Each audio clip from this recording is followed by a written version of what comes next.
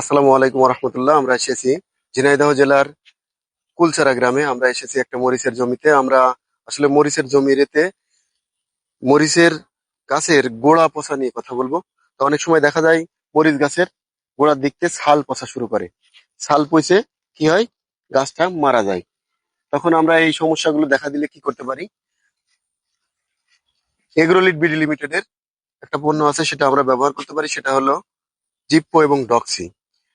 জিপপো প্রতি লিটার পানিতে 2 থেকে 3 গ্রাম হারে এবং ডক্সি প্রতি লিটার পানিতে 1 থেকে 1.5 গ্রাম হারে মিশিয়ে আমরা জমিতে, এই মরিচের জমিতে স্প্রে করতে পারি। তাহলে এই গোড়া পচা, শিকড় পচা, কাণ্ড পচা, ঢলে পড়া পাতা, পোড়া পাতা ঝলসানো রোগ থেকে মুক্তি পেতে পারি এবং ফুল ফল বৃদ্ধি হবে ইনশাল্লাহ। তো আপনারা সবাই এগ্রোলিড বিডি লিমিটেডের জিপপো এবং ডক্সি ব্যবহার করবেন।